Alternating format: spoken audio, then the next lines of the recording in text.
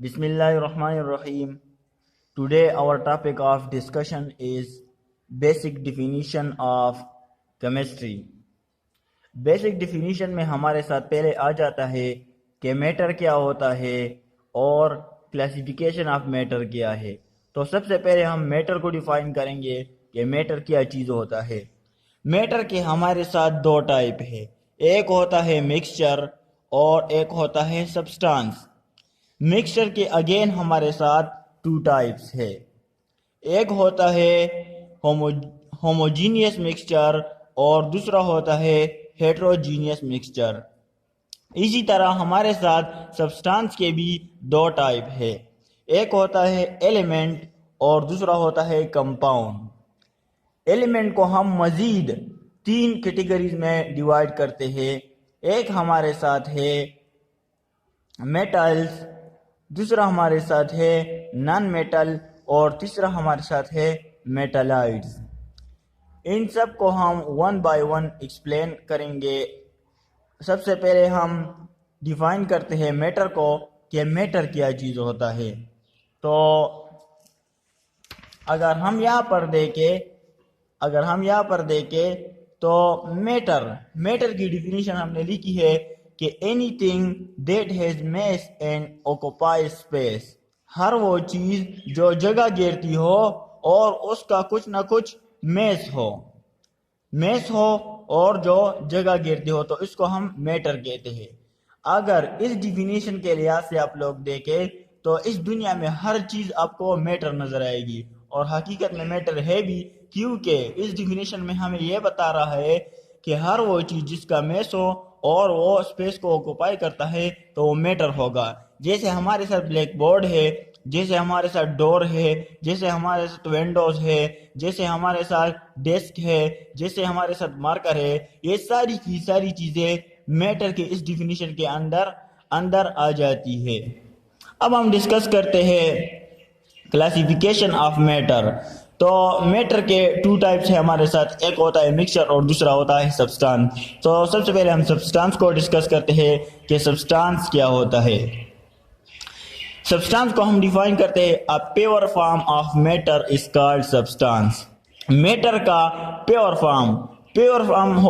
Matter का जो pure form होता है उसको हम सब्सटेंस कहते हैं। अब प्योर का मतलब क्या है, तो इससे मुराद वो प्योर नहीं है जो हम रूटीन लाइफ में यूज करते हैं कि ये दूध हमारे साथ प्योर है। केमिस्ट्री में वो प्योर नहीं होता। प्योर का मतलब होता है, यहाँ पर हम लिखते हैं कि प्योर का मतलब क्या होता है। तो प्योर का मतलब होता है कि सेम टाइप ऑफ एटम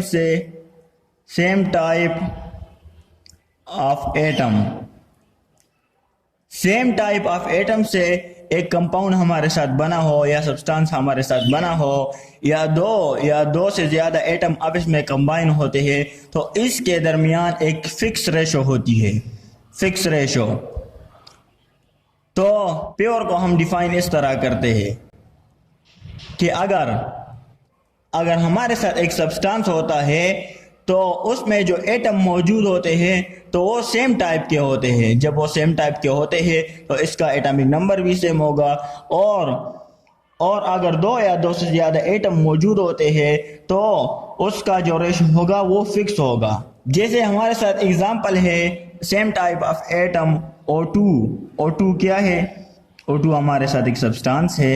इसी तरह N2, ये सेम टाइप ऑफ एटम से बने होते हैं। और फिक्स रेशो का मतलब क्या है, जैसे कि हमारे साथ H2O है, इसमें 2 हाइड्रोजन मौजूद है और एक ऑक्सीजन मौजूद है।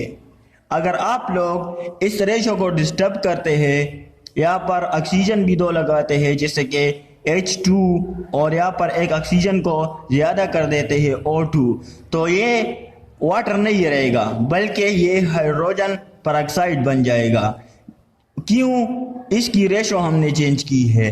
तो जब हम रेशो को डिस्टर्ब करेंगे तो कंपाउंड भी हमारे साथ चेंज होगा। तो इससे मुराद फिक्स रेशो है। यहाँ पर हम एग्जांपल लेते हैं प्योर वाटर, प्योर मिल्क, ये सब्सटेंस के एग्जांपल है। तो डिफिनीशन में a pure form of matter is called substance. Pure का मतलब हमने समझ लिया कि प्योर का मतलब क्या होता है, जो कि सेम टाइप ऑफ एटम से बने होते हैं या इसमें फिक्स रेशो होती है। यहाँ पर हमने एग्जांपल को भी डिस्कस किया हुआ है कि फिक्स रेशो का मतलब क्या है। फिक्स रेशो का मतलब ये है कि जब हम रेशो को डिस्टर्ब करते हैं तो सब्सटेंस भी हमारे साथ चेंज होता है। नेक्स्ट हमारे साथ है सब्सटेंस के हमारे साथ मजीद 2 टाइप्स है। एक होता है एलिमेंट और दूसरा होता है कंपाउंड। तो सबसे पहले हम एलिमेंट को डिफाइन करते हैं, एलिमेंट को डिस्कस करते हैं कि ये क्या चीज होता है। तो element is a substance which is made up of same type of atoms having same atomic number and can not be decompose into a simple unit. Early ages में हम एलिमेंट को डिफाइन करते थे कि element is a substance which is made up of same type of atom having same atomic number and can not be decompose into a simple unit. But यहाँ पर हम atom की बात करते हैं कि जिन एटम से अभी जो प्रेजेंट डिफिनीशन है यहाँ पर हमने लिखी है, इस डिफिनीशन में हम ये बात करते हैं कि जो एलिमेंट एटम से बना होता है वो एटम, उन एटम को हम डिकम्पोज नहीं कर सकते into a simple unit. But जो अर्ली एजेस की डिफिनीशन थी उसमें ये बात थी कि जो एलिमेंट हमारे साथ होता है उसको हम डिकम्पोज नहीं कर सकते। तो there is a big difference between early ages definition of element and now present definition of elements. Difference क्या है? डिफरेंस ये है कि इसमें हम एटम्स की बात करते हैं और अर्ली एजेस में हम एलिमेंट की बात करते थे कि वहां पर हम एलिमेंट को डिकम्पोज नहीं कर सकते थे, लेकिन यहाँ पर क्या है, एटम को हम डिकम्पोज नहीं कर सकते। Element is a substance which is made up of same type of atoms. In atom को हम डिकम्पोज नहीं कर सकते। तो ये एलिमेंट की प्रेजेंट डिफिनीशन है। जैसे कि हमारे साथ एग्जांपल है zinc, mercury, gold etcetera. Element early ages में हमारे साथ तकरीबन 9 एलिमेंट डिस्कवर हुए थे जिनमें हमारे साथ मौजूद था जिंक, मरकरी, गोल्ड एटसेट्रा। और जैसे जैसे वक्त गुजरता गया 19th सेंचुरी के एंड तक तकरीबन हमारे साथ अर्ली एजेस में हमारे साथ 9 एलिमेंट डिस्कवर हुए थे। अर्ली एजेस तकरीबन 9 एलिमेंट डिस्कवर हुए थे, लेकिन 19th सेंचुरी के एंड तक तकरीबन हमारे साथ 63 एलिमेंट मौजूद थे। And now in present situation 118 element is present. 118 element आज तक जो डिस्कवर हुए हैं वो 118 एलिमेंट हमारे साथ पीरियोडिक टेबल में मौजूद है, जिनमें 92 नेचुरली अकरिंग है। नेचुरली अकरिंग और जो रेस्ट ऑफ द एलिमेंट है उसको हमने लेबोरेटरी में प्रिपेयर किया था। अब एलिमेंट के मजीद हमारे साथ 3 टाइप्स है। एक होता है मेटल्स, दूसरा होता है नॉन मेटल्स और तीसरा होता है मेटलाइड। मेटल क्या होता है? मेटल हमारे साथ होता है मेटल्स गुड कंडक्टर ऑफ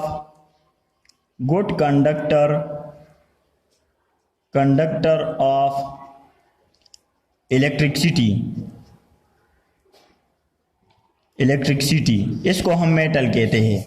अब ये गुड कंडक्टर कैसे होता है, इसमें इलेक्ट्रिसिटी किस तरह पास होती है, यानी जिस एलिमेंट में हमारे साथ इलेक्ट्रिसिटी पास होती है उसको हम मेटल कहते हैं। तो अब इसमें इलेक्ट्रिसिटी किस तरह पास होती है, ये गुड कंडक्टर ऑफ इलेक्ट्रिसिटी किस तरह होते हैं, तो हम एग्जांपल से इसको एक्सप्लेन करते हैं। फर्स्ट करें, जो हमारे साथ मेटल होता है उनमें जो एटम्स मौजूद होते हैं वो बहुत ज़्यादा क्लोजली पैक्ड होते हैं, क्लोजली पैक्ड। यहाँ पर अगर हमारे साथ आप लोग देख ले तो ये नेगेटिव चार्जेस है, ये पॉजिटिव चार्जेस है, फिर ये नेगेटिव चार्जेस है। तो इसी तरह हमारे साथ एक मेटल में एलिमेंट क्लोजली पैक्ड होते हैं। यहाँ पर इंटरमॉलिक्यूलर स्पेसेस मौजूद नहीं होते, तो इसी वजह से इनके जो एटम होते हैं वो बहुत ज़्यादा क्लोजली पैक्ड होते हैं। गुड कंडक्टर ऑफ इलेक्ट्रिसिटी, इसको हम एक्सप्लेन करने वाले हैं कि मेटल किस तरह गुड कंडक्टर ऑफ इलेक्ट्रिसिटी होते हैं। फर्ज करें हमारे साथ 3 न्यूक्लियस मौजूद है यहाँ पर, एक ये वाला, एक ये वाला और एक ये वाला। ये भी हमारे साथ एक एटम है, ये भी हमारे साथ एक एटम है और ये भी हमारे साथ एक एटम्स है। इसके अंदर न्यूक्लियस भी मौजूद होता है इन तीनों के अंदर, जिसके अंदर प्रोटॉन होते हैं, जिसके अंदर क्या होता है प्रोटॉन, और इसके शेल में इलेक्ट्रॉन्स रिवोल्यूशन करते हैं, इलेक्ट्रॉन रिवोल्यूशन करते हैं। इलेक्ट्रॉन पर नेगेटिव चार्ज होता है, प्रोटॉन जो इनके अंदर होते हैं न्यूक्लियस के अंदर उस पर पॉजिटिव चार्ज होता है। तो अब क्या होता है, इस एटम का जो न्यूक्लियस है वो भी इस इलेक्ट्रॉन पर फोर्स ऑफ अट्रैक्शन लगाएगा, इस एटम का जो न्यूक्लियस है वो भी इस इलेक्ट्रॉन पर फोर्स ऑफ अट्रैक्शन लगाएगा, और इस एटम का जो न्यूक्लियस है वो भी इस इलेक्ट्रॉन पर फोर्स ऑफ अट्रैक्शन लगाएगा। इसी तरह इस एटम का न्यूक्लियस इस इलेक्ट्रॉन पर फोर्स ऑफ अट्रैक्शन लगाएगा, इस एटम का न्यूक्लियस इस इलेक्ट्रॉन पर फोर्स ऑफ अट्रैक्शन लगाएगा, एंड वगैरह वगैरह, ये भी इस पर फोर्स ऑफ अट्रैक्शन लगाएगा। तो हमने सबसे पहले ये पॉइंट क्लियर करना है कि जो नंबर ऑफ प्रोटॉन होते हैं और नंबर ऑफ इलेक्ट्रॉन होते हैं एक एटम के अंदर वो सेम होते हैं।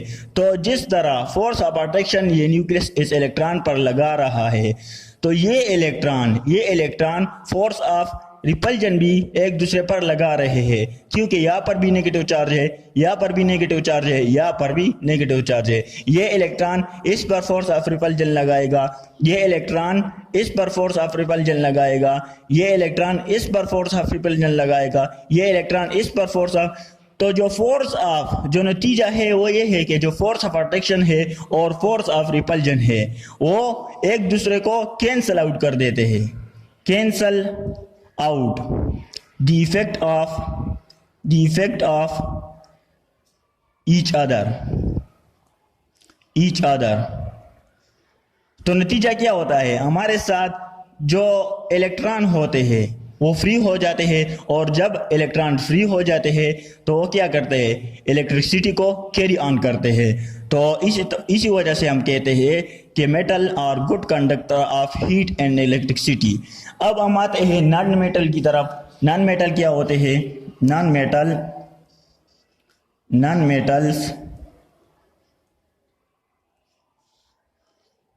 अब हम नॉन मेटल को डिफाइन करते हैं, नॉट गुड कंडक्टर